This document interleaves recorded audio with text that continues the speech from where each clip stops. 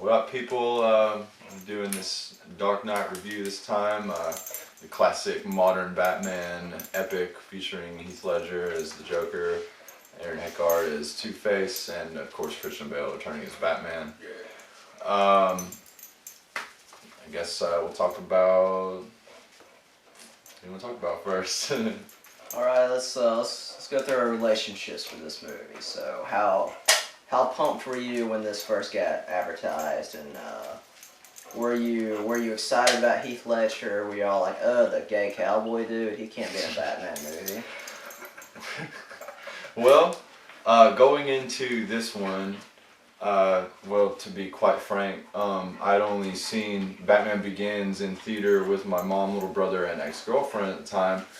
And I was like 15, and me and her were like sitting 2 rows behind them, and kind of made out most of the movie, to be honest. So I don't really remember much of Batman Begins until they advertised this movie, and then I watched Batman Begins again, and I was like, oh crap, and then I realized how good it really is.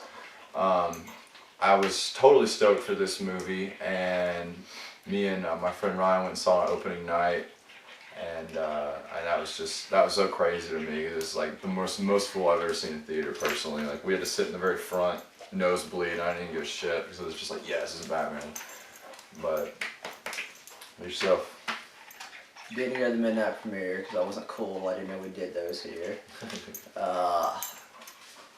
I didn't like Batman Begins very much, so I was not super pumped about this until the teaser came out during the Comic-Con coverage of that year. The 10-minute heist scene? Yeah. Yeah. Yeah, so then I was stoked. Yeah. And it more than exceeded my expectations. I went opening night, and I was all confused that the theater was only like 3/4 full. I had no idea until like the next week that there was a midnight premiere I missed. So I was just all baffled that Spider-Man 3, like, it was lined up out the door, and then Dark Knight, it was only like 3/4 full. Yeah. And I didn't have any expectation for Heath Ledger. I didn't see Brokeback Mountain, so that didn't bug me at all. I only saw him in Knight's Tale, so. That's what's a good movie. Yeah. That's what I was gonna say. Is like when I think of Heath Ledger, I think of him as Sir Org von Liechtenstein. Yeah. And I wasn't thinking gay cowboy. I was thinking like, whoa. I don't know. I heard that a lot in the weight room though. I'm sure. It was just like crazy to me going into this movie, seeing him as like morbid as he had created himself to be for the role. Because I'm used to, like I said, you had him in Knight's Tale, and then you had him in like 10 Things I Hate About You, and he's got the long curly hair and stuff. And then in this, like even in the scene where he doesn't have makeup on and he's trying to kill the mayor, like you see his face and it doesn't even look like Heath Ledger. Like it's just crazy to me. But that's just the perfection of his skill as an actor. Yeah. It's amazing. Alright, so what did you chat? For me, I mean, I liked all the old Batmans, and when I first seen the trailer for The Dark Knight, I was fucking stoked. I could not wait. I didn't go to the midnight release, but I did go like that Saturday. I can't remember exactly. It's been a while since that movie came out. Yeah, you'd have been like 14, 15. Yeah, I was pretty young when that movie came out. Don't be hating on my age, but. I was saying, I don't think you could have gone to the midnight premiere. Oh shit! Damn. Burn. For real. But yeah, I went to the Saturday showing, the young kids, whatever. I missed it too, don't worry. And it completely lived up to my expectations of the movie. Heath Ledger he had an awesome performance. I mean, it was epic. And, I mean, it was. Everything about it was epic, and it will continue to stand the test of time as as probably the best Batman movie that'll ever be made. Because I'm sure they'll try and remake him again at some point. Yeah, that's probably valid, because this is pretty much a perfect movie unless on the whatever viewing this is, we're like, oh my god, it all falls apart, nothing makes sense. Yeah. Right now, start discovering plot holes right right now, in my opinion, this is a perfect movie. Yeah. It's probably the best thing ever saw in theaters. Yeah, for sure. Absolutely. So we got a couple new characters, minor cast changes. Yeah, the first cast change, of course, is that in Batman Begins, Katie Holmes plays the role of Rachel Dawes, who is a character they invented for these movies. She doesn't exist in comic book continuity, but she basically is a childhood friend of Bruce's. They were separated for years because he went away after his parents got killed, and he comes back to Gotham. They kind of kindle their thing, and then by the end of Batman Begins, it's insinuated there's a romance, and in this one, the character is revisited by Maggie Gyllenhaal instead of Katie Holmes, and their romance turns into like a triangle with her and him and Harvey Dent, who's being played by Aaron Eckhart. As far as the role switch, I don't know, it didn't really bother me per se. I mean, it's weird to watch them back to back, kind of, but like if you just watch Batman Begins and then like say, like you do that on a Monday and then Friday you watch this one, it wouldn't bother me at all. Like it still stands true pretty well in my opinion. That is a good point, watching them back to back though. That's a little odd. Yeah, but like nerds really get really butthurt about cast changes, and this just doesn't faze me at all. Yeah. Which we need to pay attention to this. I thought she was super unlikable in Batman Begins. Let's see she's better in this one. Cause remember how she's definitely more feisty. Yeah, remember how she just like sends mixed messages throughout the whole damn movie in Batman Begins. Yeah. Typical woman. He shows up with like, what is it? They're eating at that hotel or whatever, and he's like, me and the ladies are gonna go swimming. And the guy's like, you can't swim here, and he's like, well, I just bought the place. And then she walks up and she's like, we don't know these girls or whatever. That's like when they first see each other when he comes back. Yeah, dude was like ready to kill himself last time they saw each other. Yeah. And now he's all happy and shit. He's Instead of got being happy bitches. for him, she's just all like, your parents would be ashamed.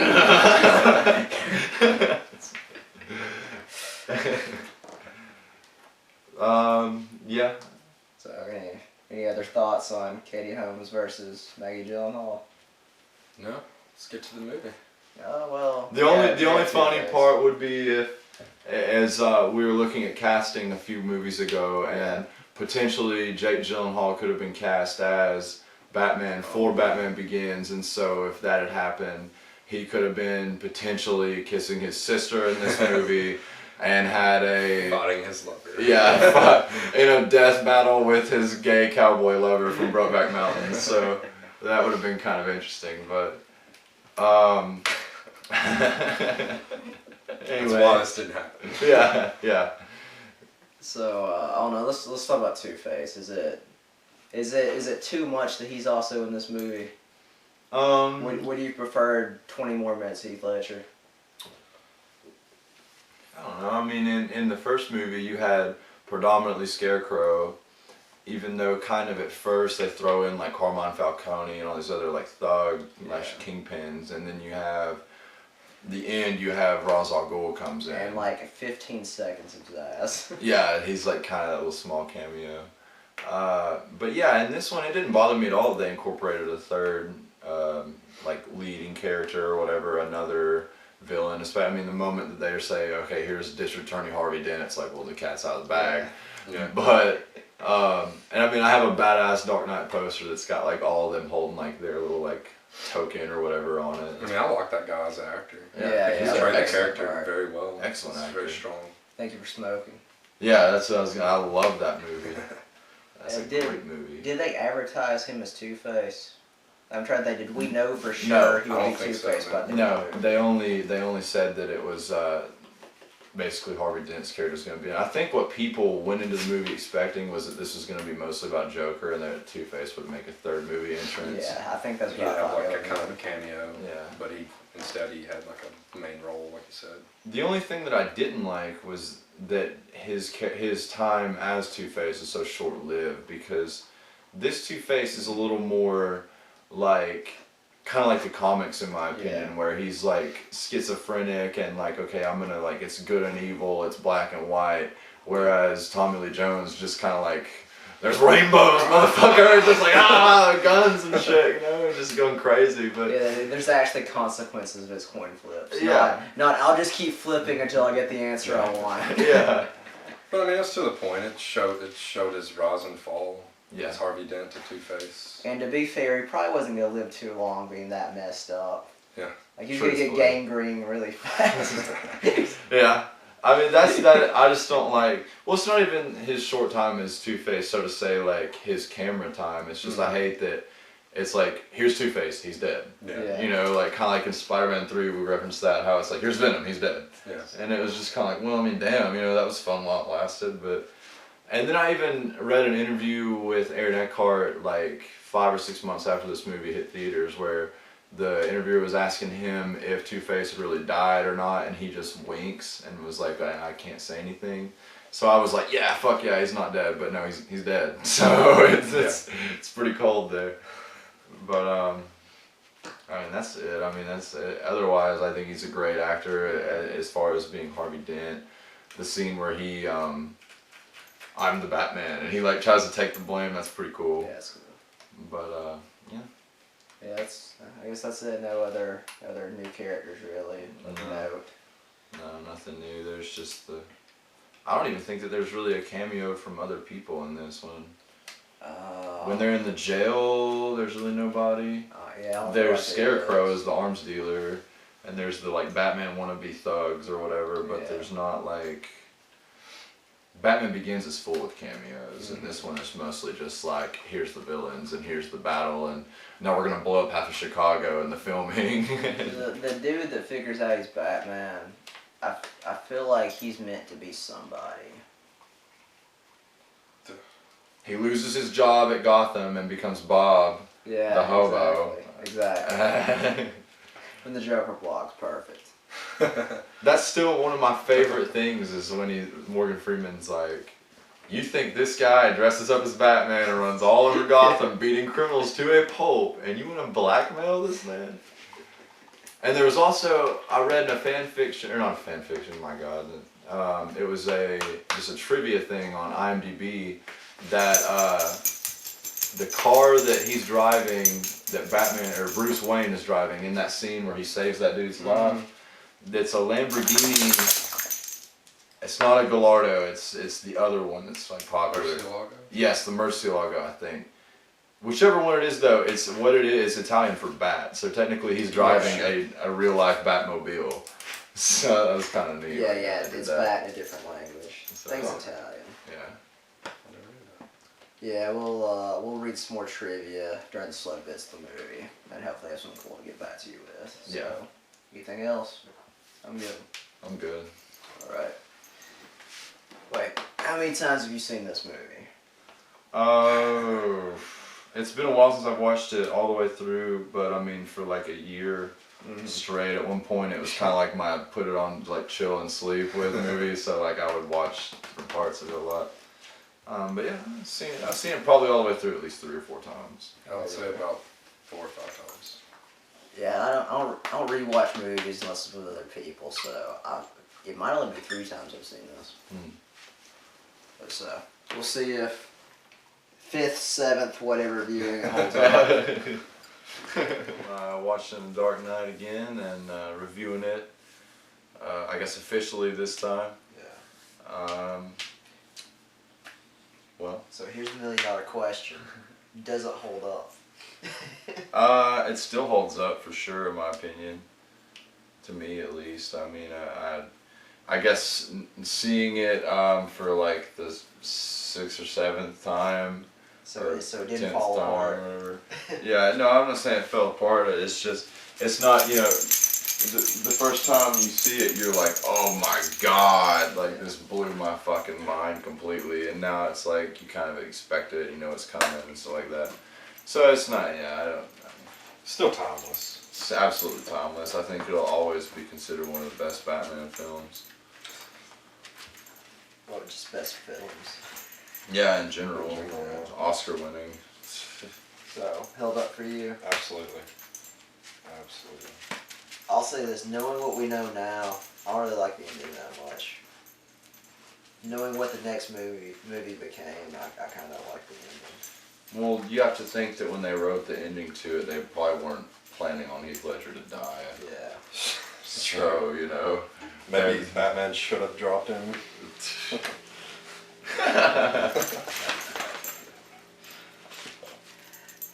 I just mean the whole we're gonna chase him because he can take it monologue. Oh yeah. And then he can't take it. He just disappears. There's no Batman adventures after this, according to the next movie. Yeah, I see what you're saying. But at the time, that was a pretty badass ending. Yeah, no, it was badass at the time. I just mean there's no But in payoff retrospect, because yeah. he just goes into retirement after It that. just becomes a pussy. Here comes some slack. He's got a bad knee. Which does he get a knee injury in this movie? No. He gets shot in the stomach. Yeah, that's the stomach. And he gets bit by dogs. He does fall. Well, he falls off the building, Yeah. but But like he gets up and runs. And Yeah, he takes never it like it's holds nothing. his ankle or his knee. It's or adrenaline. anything. Do you like Christian Bale any better in this movie? Well, this being my umpteenth time to see it or whatever, like I will say, there's certain times like I like Christian Bale as Bruce Wayne. I always have, but there's certain times when he's Batman, like at the end especially, when it's like he's trying to talk softly because he's injured, but he's still like, tell them that I can take it. No, like, are you just exasperated with emphysema? Like, what is going on? That kind of gets to me. But other than that, I still like the performance. Did you pay attention to the fight choreography in this one? Yeah, how it's actually like choreographed and not just like lots of random spinning and quick kicks and stuff. Yeah, it's slightly more choreographed, but still like I don't know, it's still not like an action movie really. And to me, like there's not a whole lot of weight to his punches. Like when he's fighting those SWAT guys, like none of that really looks painful.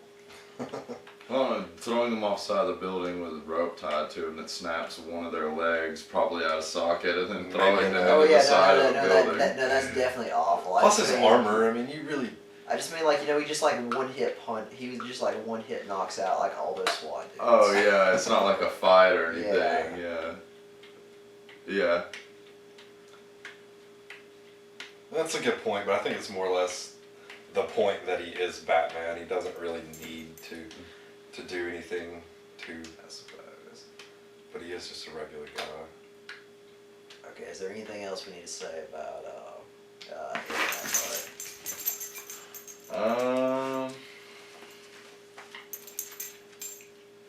Nah, nothing I can think of.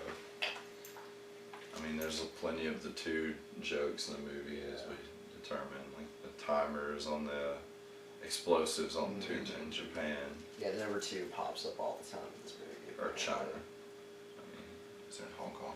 Yeah.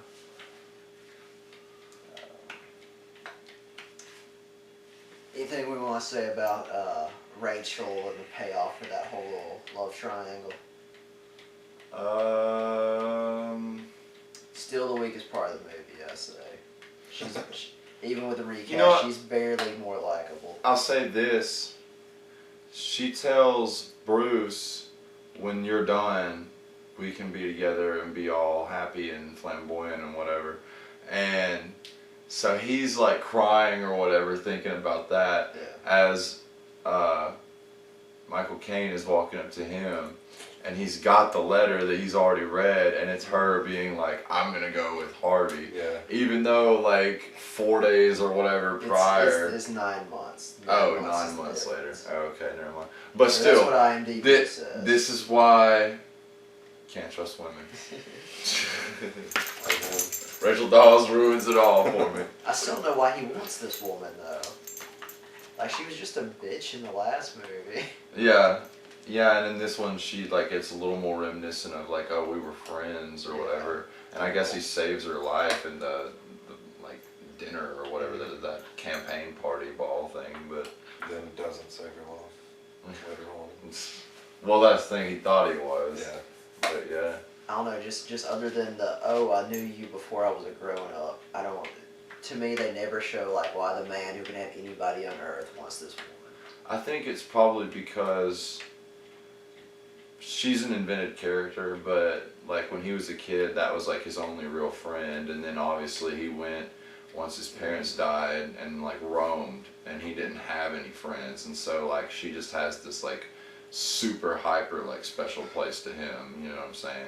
And I get all that on paper. I just mean like they don't They don't seem sweet together. They don't seem cute together. Well, that's because There's she's not a a whole lot- bitch. there's not all that much chemistry here. Yeah, I know what you mean.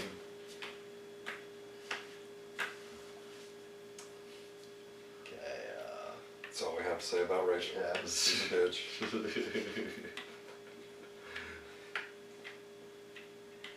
Well, this one's just so good. There's not a whole lot to say about it. There's nothing really to argue. So, how about you rattle us off some trivia, and we'll discuss that. Going from, let's see, what's the first things you spot in the movie? One of the Joker goons.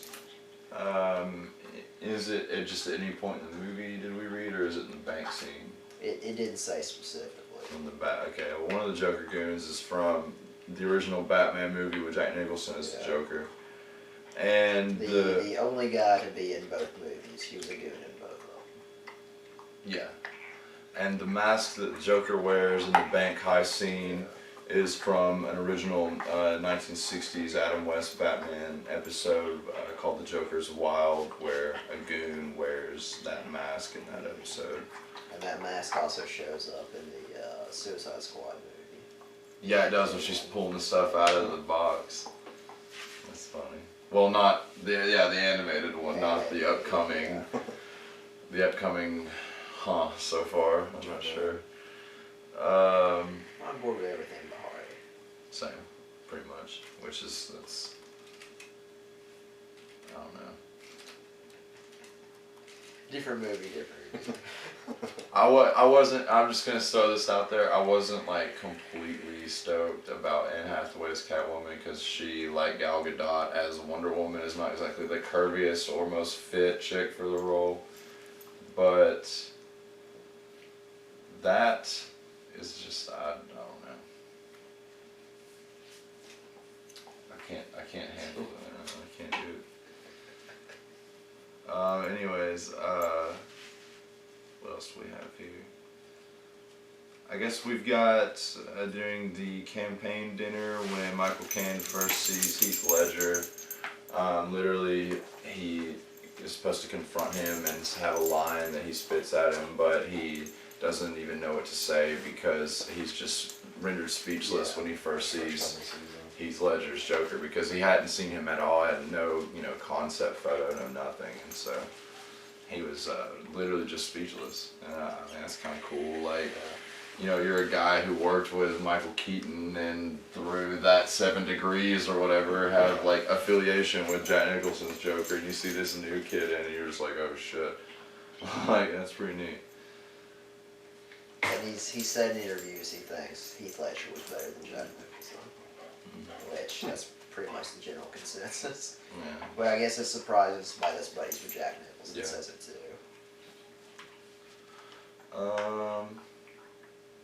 What's we have here?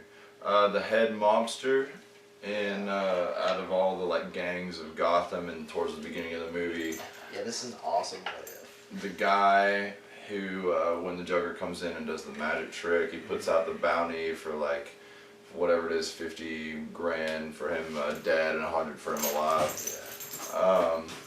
That is actually the guy who plays Spawn in the movie, and so you have an interesting idea of there could have been a Spawn versus Joker moment. And Except he just kind of gets killed just Decimates him. pretty yeah, easily, he gets put I know, down. Some kind of weird. I think it's a Columbia necktie, they just didn't show it. But yeah, he sticks the knife in his mouth and he's just dead, Yeah, right? then he just falls over. Yeah, there's like a little cut and he's dead. And the what if I like is so in this universe, the Joker created Spawn. Because what is a Spawn dies in a job gone awry, and he goes to hell and sells his soul to the devil. And becomes Whoa! Holy shit! Because you love CIA conspiracy stuff, right? Well, in this universe, CIA agent Al Simmons is undercover as a Gotham mobster to destroy them from the inside, and he just happens to get knocked off by the Joker in the middle of the job. That's That's kind of mind blowing. Yeah, like whoa, man. And Frank Miller has written both the Joker and Spawn. Oh shit. So Christopher Nolan was like, how can I troll Yeah. the trolls? Like, how can I get the super nerds?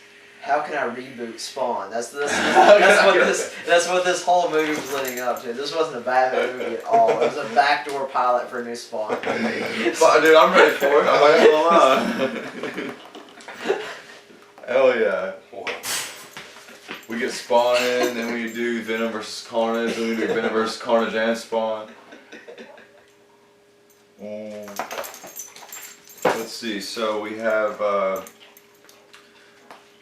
there's a scene at one point, well actually I guess we can talk about Mr. Reese because he ties into that first. The guy who tries to blackmail Bruce Wayne over the schematics of the Bat Tank or Bat Crawler, I think is what they call it. His name is Mr. Reese in the movie, and if you spell it out with like M-I-S-T-E-R, let me say it fast, one of those plain old words, it's like mysteries. And so he was supposed to be, not necessarily, I'm not of the opinion of that he was supposed to be like the Riddler, but he's like, it's like a tip in the hat of that like character. Because he's like, you know, he's the guy that worked within Wayne Industries who's trying to expose Bruce Wayne just like Enigma is. So that's kind of neat. But leading into the scene where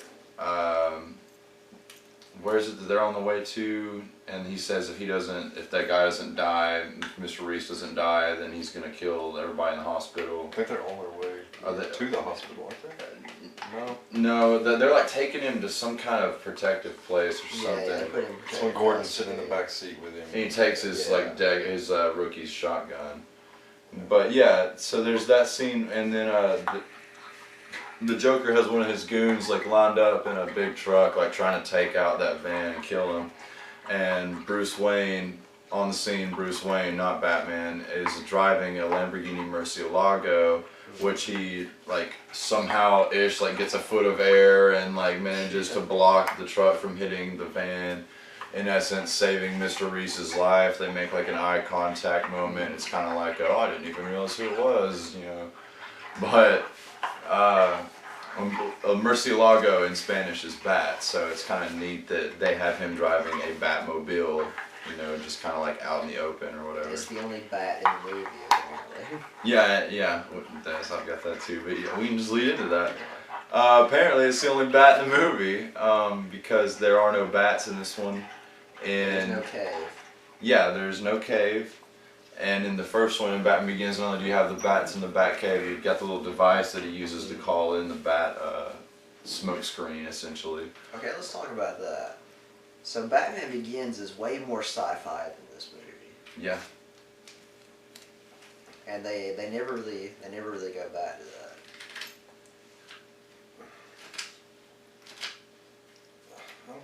Difference in the time, maybe? I wonder if maybe it's because, like, obviously the Schumacher films were so zany and just crazy, and like maybe people had this like misconception that was like a build on to those because it was the first Batman after that. And it did make the kind of money the next two made.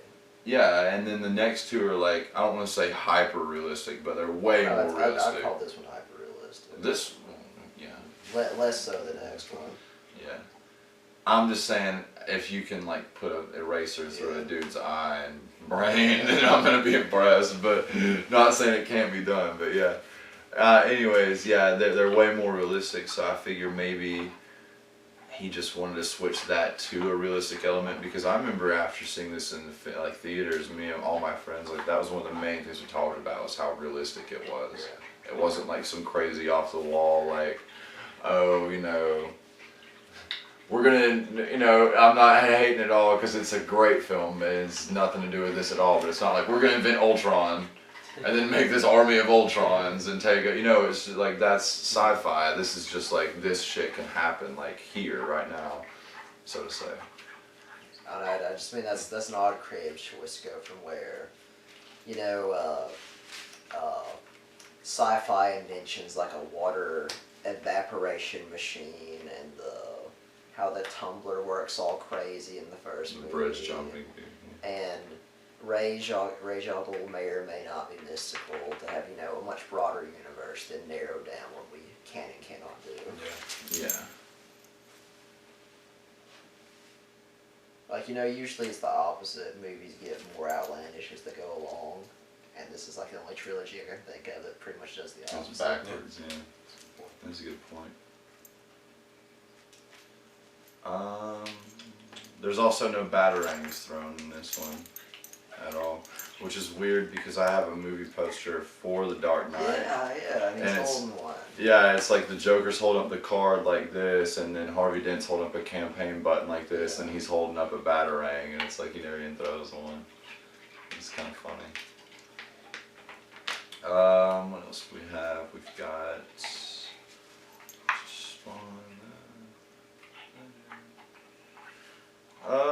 there are. What was it you found, Chad, about the bullet holes? Something about this. It made a smile. Oh, when they're in the semi truck chase, and the driver dies, and the Joker takes over the wheel, the cops that are shooting at him, they shoot a smiley face into the windshield. That's pretty cool. Yeah, there's a lot of like subliminal imagery in this movie. Yeah. Apparently, there's Yeah. that. There's he says the bat symbol when Harvey Dent's face gets caught on Yeah, fire. whenever his face gets caught on fire in the explosion, you can see the bat symbol pop up like right in his face. It's pretty cool. Just a bat symbol of fire. Yes, that's like Neat little subliminal things. that's like probably like a quarter of a second. Yeah.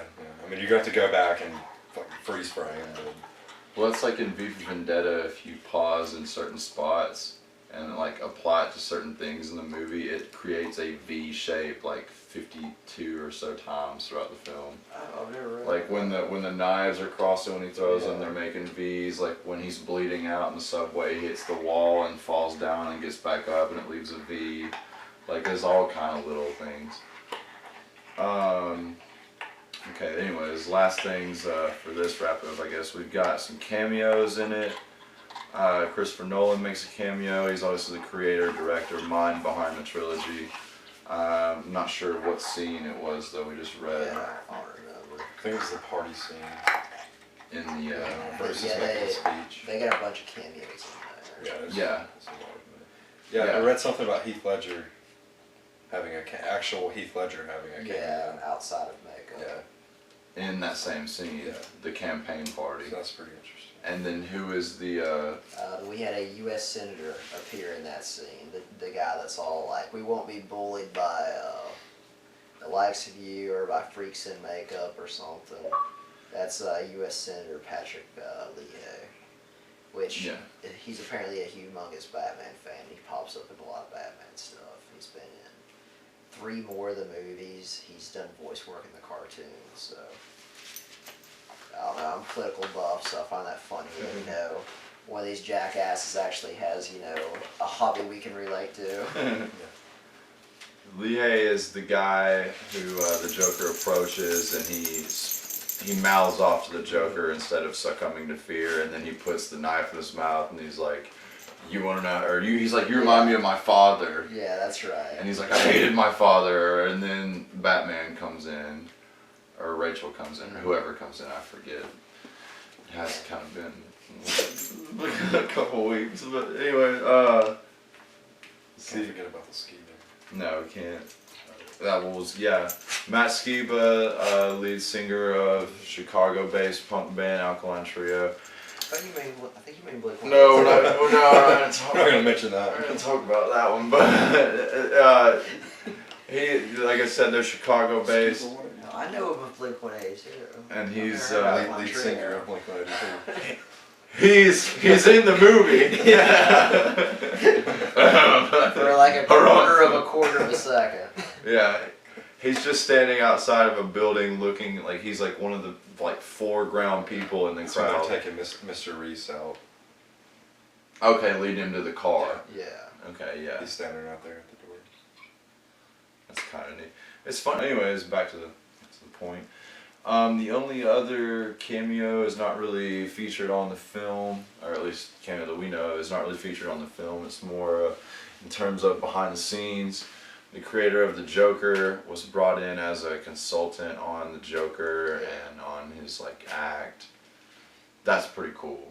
Yeah, which that blew my mind because I just assumed all these guys were dead by now. Yeah, Bob Kane has been dead for a while. The creator of Batman, so to have him. I think he's in the '89 Batman movie, and that's it. That's all he lived for.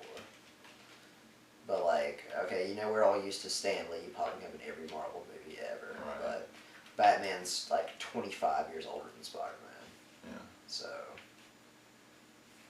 So that was probably the last guy standing from the original Batman comics.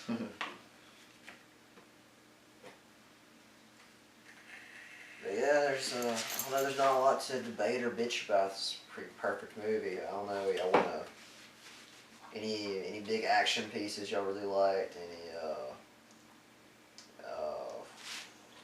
Anything else to discuss? I just like Debo and the detonator. I mean, that's classic Debo from Friday. Like, Which you should have done a long I'm time like, ago. give me that motherfucking device. Like, this is awesome. Let's see. I don't know. I mean, I like that they include the Batman wannabes from the Dark Knight Returns. yeah. And I mean, we mentioned this in the foreword, but I appreciate the Scarecrow cameo, and I think it's pretty cool. I think this movie really was what solidified my opinion as Morgan Freeman as Lucius Fox. Because in the first one, you know, he's like back and forth, like, I don't know what's going on, I don't know what's good and bad, and then he gets fired, and then he gets rehired, which, you know, Bruce doesn't fire him, the dickhead does, but anyways. He's in Gotham now, not Morgan Freeman, obviously, that character. The guy that runs Wayne while the parents are dead. No, Lucius Fox is in Gotham now. But I mean, it's Morgan Freeman. What Yeah. can you say about Morgan Freeman? Yeah. We didn't mention that in this movie, Batman beats the Joker almost the same way as in the '89 version. Yes. Instead of a church, it's a big tower, but he still goes up the giant like staircase type thing. And he still dangles him from a roof. It's repellent. Just in this one, he doesn't drop him. Yeah. You don't actually know what happens to him. Technically, in the '89 one, he doesn't drop him either. It's just the gargoyle he's tied to Yeah. breaks free, but he allows it to happen. Yeah. He doesn't try to stop it. He doesn't do it though. That still bugs me that we never got like Batman say like, "Oh my God" or something. So like you don't know if he expected the gargoyle to hold or not. For all we know, he threw his boomerang and chipped it. Yeah, we just don't know if he wanted the thing to collapse or if he expected it to hold. It's Tim Burton, so he probably wanted it to collapse. Considering he sticks like dynamite down the dude's pants and other movies, yeah, I'm sure he wanted it dead. Yeah. Yeah. Of course, apparently in this one, Batman is not PETA friendly. He kills at least 3 dogs. Yeah. He punches the shit out of that one dog and Like, he throws all 3 of them like off the like building. 30 stories down. Yeah. They died Well, unless he like somehow put a net underneath. He thought about this beforehand. He put a net out remember just in that- case there are any animals. where that strategically placed net Oh, that the Joker had, throws you into. that the Joker threw Batman into. You know, the Joker only likes animals, not people, so he had nets down there. So he, The Joker saved them all. Yeah. Okay, did we talk about this in the first part? The possible Joker origins, like he's a Iraq veteran. I don't think so. Okay, because that's the only origin story I like for him that could relate to this movie. The theory is that he's ex-military and PTSD or whatever to create the Joker, and that explains how he's so proficient in all this military equipment. You know, like he's got the RPG and all that, Yeah. and that's how he's getting all these people to follow him. Some That they're- mad PTSD. Yeah, mad PTSD. But yeah, so these are all like disgruntled soldiers who want to like get back in the system or something. And why he's so confident in the face of mobsters and things like that. I can see that. I can dig it. And I like that because you know, like in the Jack Nicholson version, like working for him looks fun, looks dangerous because you know he kills Bob for almost no reason. Yeah. But like it looks fun up until that point. But like these, why would he want to follow this guy? Yeah. Like he kills all his own guys in the bank heist. Yeah. That's a good point. Yeah, I mean, you aren't promised anything. Yeah, like But death. what's the paycheck for this gig? He gets the one dude to he puts a bomb in the one dude's stomach. Well, there is no The cell paycheck. phone He bomb. burns all the money. Yeah. Oh, yeah. There's no that's right. paycheck. Yeah. It just comes down to you work for me or I will kill you. Or And I'll I'll have my probably friend kill you while you work for me. Yeah.